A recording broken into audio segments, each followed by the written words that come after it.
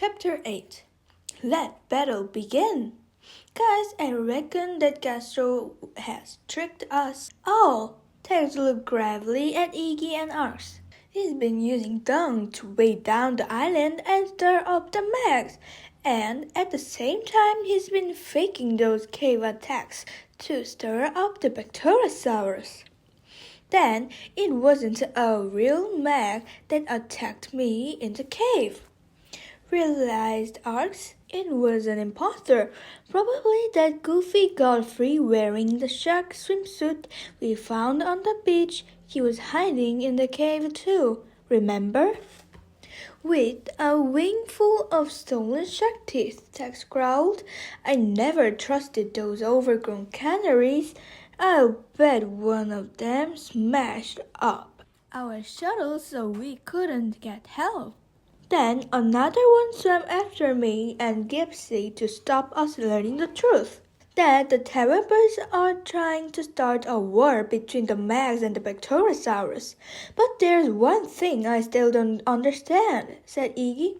Gastro and all 5 of the Terrorbird chums were at the survival suit workshop when I went to the bathroom, Iggy explained. So how could one of them have pulled me down the toilet? If there are more Terrorbirds here than Gastro's been letting on, we'd better flush them out and fast. Tex gave a crooked smile. Come on, boys, we must find Queen Swappy before it's too late. We've got a war to stop. But what Tex didn't realize was that Queen Swappy was already ready for action. She stood in the palace courtyard watching as her warriors and hoof maidens carefully washed their coconuts and catapults. Then they started to climb daintily into their spotless survival suits, held by some of the Terrorbirds. We shall stand guard on the shore, Queen Swappy announced. If the invaders so much as poke their shark nose out of the ocean, we shall be ready for them. The Bacterosaurus hooted and cheered, not at the thought of fighting shark monsters, but because they were all rather taken with their dazzling new outfits. Castro bowed down before Queen Swappy. It is time to put on your own spotless survival suits, Your Majesty. She nodded. Thank you, Castro. Whatever happens today, I am proud to have known you. You are a true friend to all Bacterosaurs. Castro smiled. Don't mention it, he said. Gypsy dodged aside as the monster tried to grab her. I might have guessed, she said. You Terrorbirds have been helping the Mags. Which one are you? Gordon, said the disguised bird. But just to be fair, we've been helping the Bacterosaurus too. See, the boss wants Queen Swappy and King Finn to battle each other. Why? Gypsy demanded. There are too few of us to invade this planet, Gordon explained, lunging forwards. So we will just stand back and let the Bacterosaurus and the Mags wipe each other out. See, the boss has made sure that this battle will end in a draw, he chuckled. Or do I mean a dead heat? Anyway, as the only people left the Atlantos, we will happily inherit in without lifting a wing.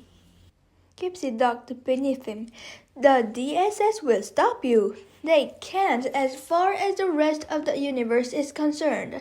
This fight was nothing to do with us. Gordon swiped at her with his talons, missing her by millimeters. We simply stepped in to take the planet once it was empty. But what about the Terrorbirds back home? Gypsy reminded him.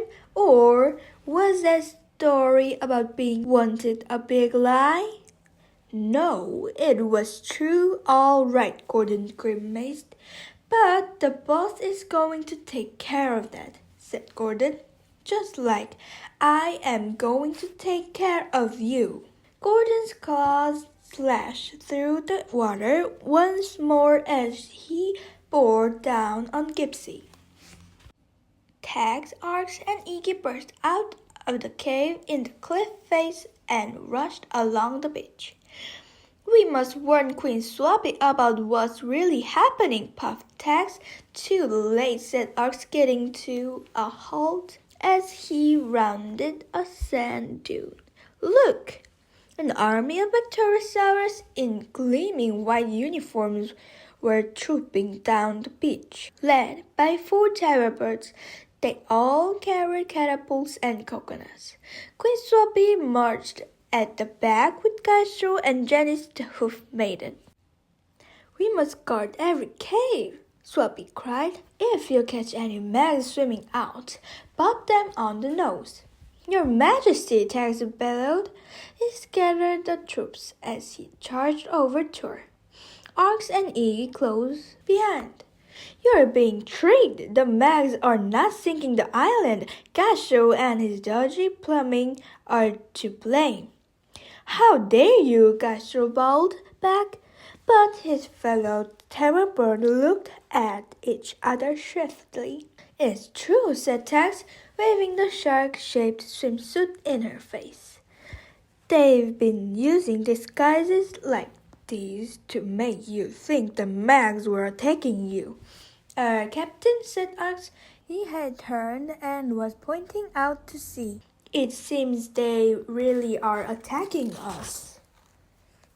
The water slapping the island ashore began to churn and bubble. Then 20 weird machines started emerging from the ocean.